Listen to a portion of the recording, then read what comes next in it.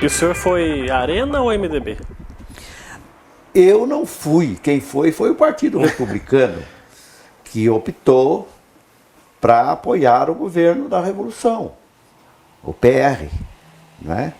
E nós, então, ficamos com os... Aliás, uma grande coisa que fizeram, né? Entre muitas, foi de dois partidos. Ou você é situação, ou você é oposição. Ou você é a favor, ou você é contra o direito de liberdade de cada cidadão, não é? Isso é democracia, né? E o Partido Republicano, a cúpula achou por bem apoiar o governo da Revolução, né? E eu fiquei Arena.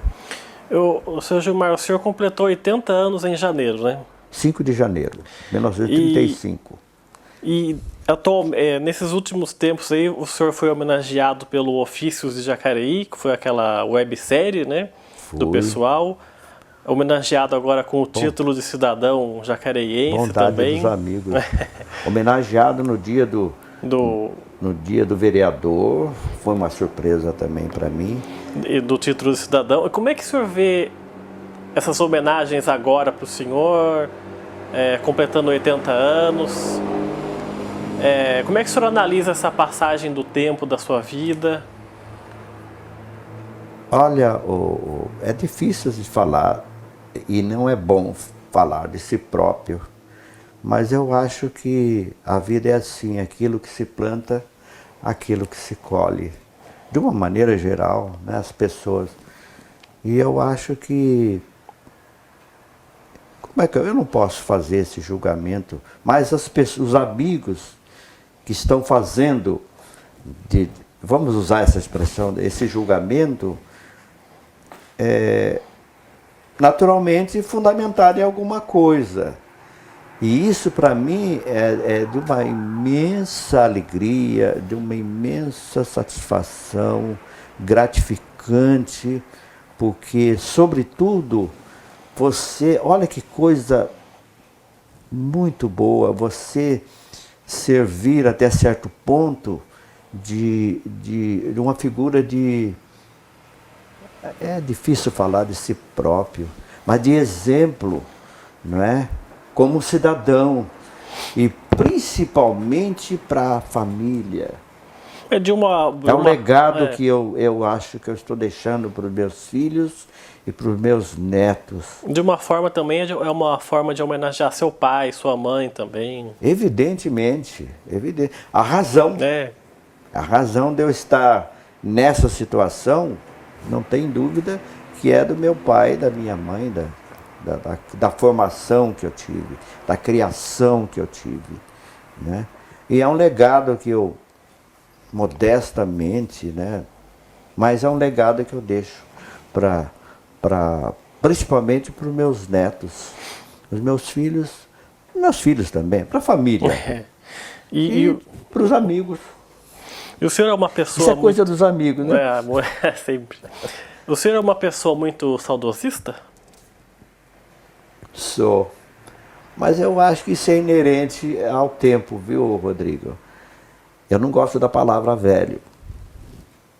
Eu sempre troco, inclusive na conversa com os amigos, eu sou uma pessoa antiga. Quando, Gilmar, eu tô velho. Você é antigo, cara. Deixa esse negócio de velho. Infelizmente a palavra já disse. E o senhor, o que o senhor pensa da morte, da finitude do ser humano? Como é que é? O que o senhor pensa sobre a morte? Sobre a morte? Olha, isso implica quase sempre para qualquer pessoa, creio eu, no grau de conhecimento, de prática na vida em si, no sentido espiritual.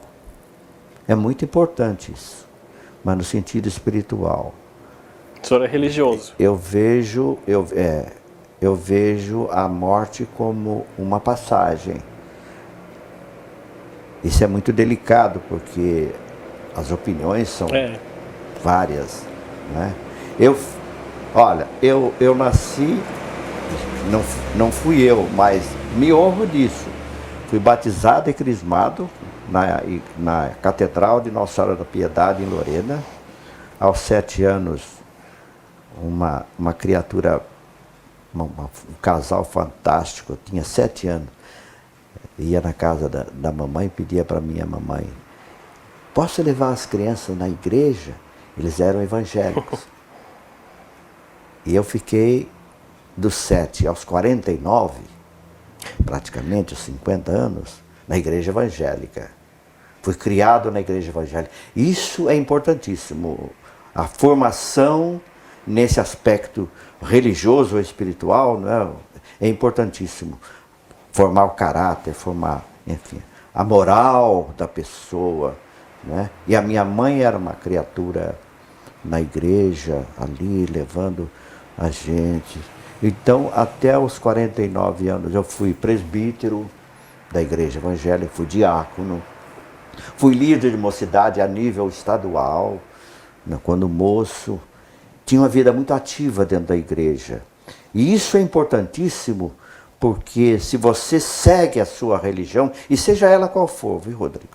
Se ele segue a sua religião, ele naturalmente vai ter um caminhar de retidão, de caráter, de formação. Então, para chegar nesse ponto, depois eu conheci a doutrina espírita, até hoje mal compreendida. A doutrina espírita sem fazer apologia, não, apenas para situar a minha condição. A doutrina espírita é assim,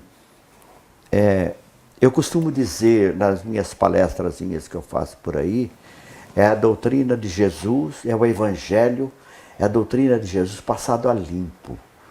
O Mestre Jesus como ele era, na sua simplicidade, na sua humildade, no seu caráter, nos seus ensinamentos. Então eu abracei eu penso assim, nada acontece por acaso. Um dia um amicíssimo meu que já foi embora, ele era um alto funcionário da Schroeder, ele me convidou para participar de uma reunião, de uma palestra na doutrina, num centro espírita. E lá fui eu. E fiquei. Então, para chegar nessa pergunta que você me fez, a morte, quando você cultiva um pouco ou muito, quanto mais você cultivar, melhor para você cultivar o mundo espiritual, a vida espiritual, a fé que você tem nessa condição, te dá essa visão de que a morte é uma passagem, não é? É uma passagem da vida material, a matéria fica aqui no pó, mas aí é o fundamento do cristianismo, é o espírito, é a alma que é considerada imortal. Então a alma vai para um determinado mundo espiritual. Nós sabemos por algumas palavras sábias do Mestre Jesus, mas nós não temos condição de dizer realmente como é. Mas há a fé e a esperança de que você parte espiritualmente, não materialmente, para um mundo melhor. É claro que eu tenho amor à vida, graças a Deus. Eu tenho muito amor à vida. Eu gosto da vida. Tem percalços? Tem coisa ruim? Tem, muita sofrimento. O próprio planeta nosso, na visão espírita, o planeta Terra, nesse universo imenso, ela é um lugar que é a humanidade, que é universal, mas essa que merece estar aqui é um planeta de provas e expiações. Então você tem momentos de felicidade, de alegria, momentos de tristeza, de coisas desagradáveis, mas no todo a vida é muito boa. A vida é muito boa. Depende da escolha que você faça, né, Rodrigo? E o senhor não pensa... Então, eu não digo que não tenha não é bem medo. Eu gosto de uma expressão, Rodrigo, de vez em quando eu falo isso, e vou falar de novo, do Chico Anísio, que eu considero uma inteligência fantástica, né? Uma pessoa inteligente. E ele foi entrevistado, já doentinho para morrer, que logo foi embora, perguntaram para ele da vida, né? Se ele tinha medo da morte, a mesma coisa. O que ele dizia assim, eu tenho dó. Você tem medo de morrer? Foi a pergunta. Não, eu não tenho medo de morrer, eu tenho dó. Eu tenho dó de deixar a vida. Deixar as pessoas. Eu acho que eu estou mais ou menos aí. Porque eu gosto de viver. Tá certo, senhor Gilmar. Eu quero agradecer muito sua participação no nosso programa, por receber a gente aqui no seu salão, né? Parabéns pelos 80 anos. Muito obrigado. Pelo título de cidadão jacariense. Obrigado pela sua entrevista. Bondade dos amigos. Né? Bondade dos amigos, evidentemente.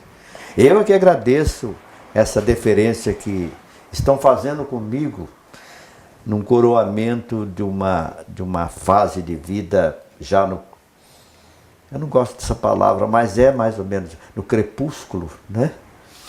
É claro, nós temos que ser... Eu não sou pessimista, nunca fui, tanto que eu trabalho até hoje. Mas eu sou realista. O tempo está chegado, né? Então eu que agradeço muito tudo isso que estão fazendo para mim, sabe?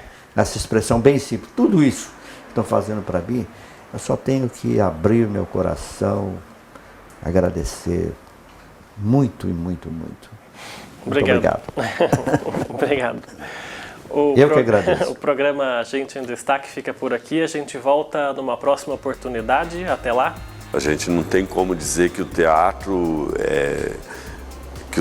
está em crise, né? Que o teatro perdeu público. Então eu acho que o que mudou muito foi essa relação dos grupos e das companhias em relação aos trabalhos e na conquista de público.